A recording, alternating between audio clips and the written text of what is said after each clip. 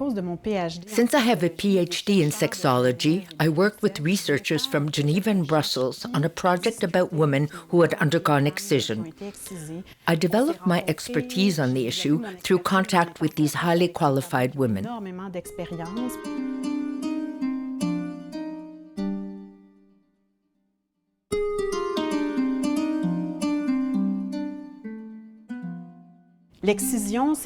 Excision deeply affects women, both physically and psychologically. It's all connected, and when we work with women who have suffered excision, we have to treat them on a global, holistic level.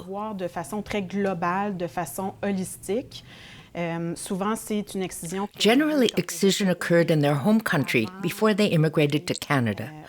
I had several teenage patients who underwent excision when they returned to visit family in their country of origin.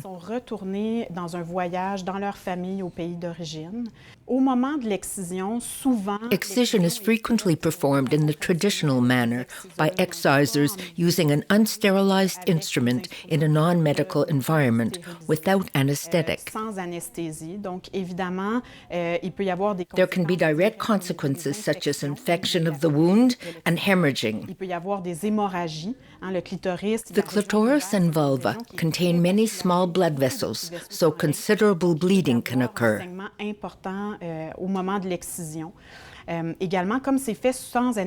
Since excision is generally performed without anesthetic, the young girl might move during the procedure, and laceration can be much more extensive than was intended. It can affect another part of the vulva, even the bladder or urethra, through which we urinate. As a result, the girl will then require emergency treatment in the hospital.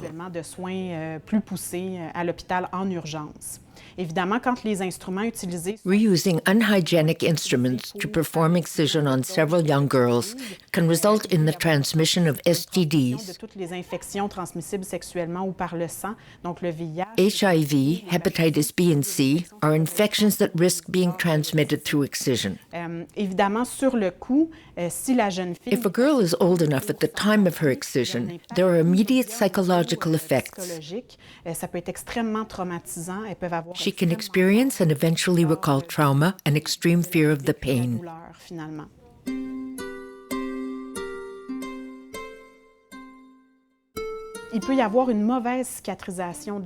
The wound may heal poorly, leaving a large keloid scar or lump. The scar can also seal the small lips together, narrowing the entrance to the vagina. In certain types of excision, the small labia are deliberately sewn together.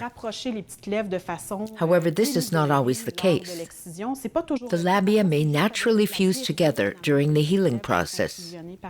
This has the same result of narrowing off the vaginal opening, which makes it extremely painful when a girl begins to use tampons or first has sexual intercourse. When the vaginal orifice is so small that it's even difficult to use a tampon, a woman can have repeated urinary infections since the urine remains blocked behind the labia minor, resulting in infection. It can also take a much longer time to urinate, as much as 15 or 20 minutes to completely empty the bladder. Monthly periods can be difficult as well. The menstrual blood may be blocked internally and cause infections of the uterus, the fallopian tubes, or the ovaries. Then there's the aspect of chronic nerve pain.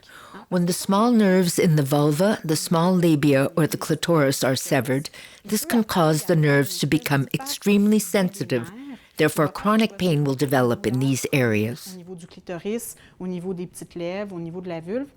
It can be constant or can occur whenever the scar is touched, which will obviously make life difficult.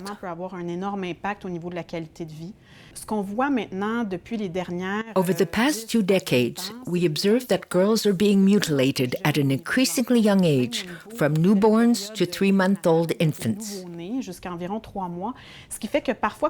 When we see them as adults, years later, the excision they've suffered as a baby that was supposed to remove just the clitoris actually affected much of the small labia as well. We're now seeing numerous women who no longer have a clitoral hood, the upper part of the clitoris and the small labia. We treated fewer such cases in the past.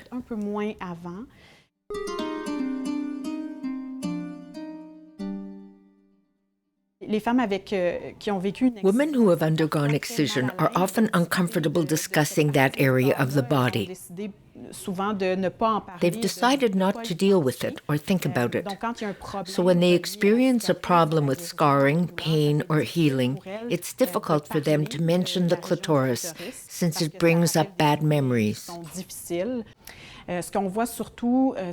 Many women harbor vivid memories of their excision and suffer post-traumatic stress syndrome in relation to that event. Some women relive the event in their nightmares and are afraid to consult a healthcare professional. It can also be hard to tolerate such an extreme violation of one's physical integrity.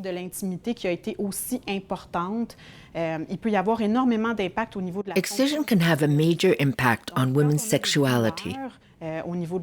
When the clitoris or the vulva hurts, it's difficult to feel pleasure during intercourse. It may not be easy to stimulate the clitoris to reach orgasm. Yet that's not the case for everyone. Some do have a satisfying sex life, despite their excision. However, they may have trouble attaining orgasm. Psychologically speaking, sometimes women who've undergone excision face judgment from their partner or the medical personnel. After immigrating to the West, they may encounter a reaction of surprise on the part of the medical personnel or a potential partner. This can lead to lack of self-esteem about their genital organs.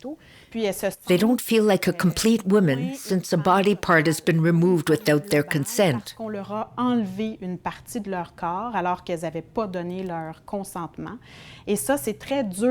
It's very hard for them to live with the idea that some part is missing. They feel incomplete, even though only a small part of the clitoris may have been removed and the major part still remains intact.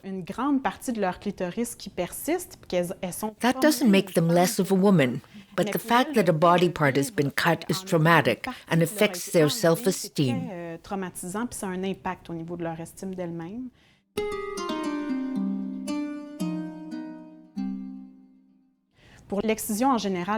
One of the main problems created by excision is tearing that occurs in childbirth. If there's some scar tissue, it will reopen when a woman gives birth, and it will be difficult for a doctor to repair who has not previously encountered excision.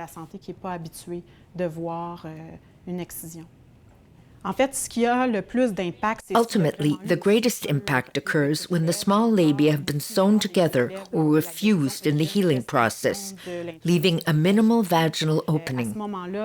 In such cases, there can be major tearing, or a tear will be extremely damaging since it will occur over the previous scar. Some women who have been infibulated will undergo extended labor. It will take a long time for the baby to be born, especially if the situation is mishandled by medical personnel who are not familiar with infibulation. The C-section rate is also higher in these cases.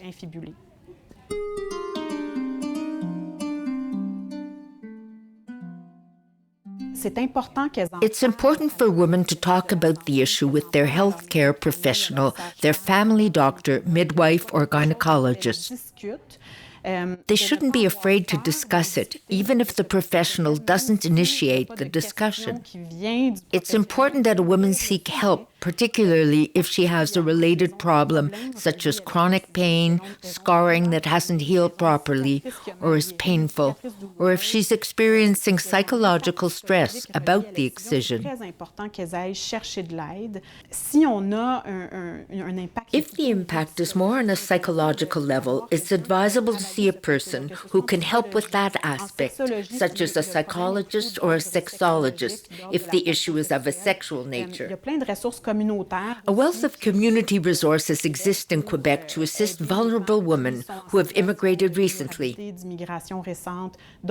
Organizations such as RAFIQ, La Maison Bleue, which has 2 Montreal locations, and the CLSC, which offers various community services. It's possible for a team of professionals to support these women by addressing all their issues.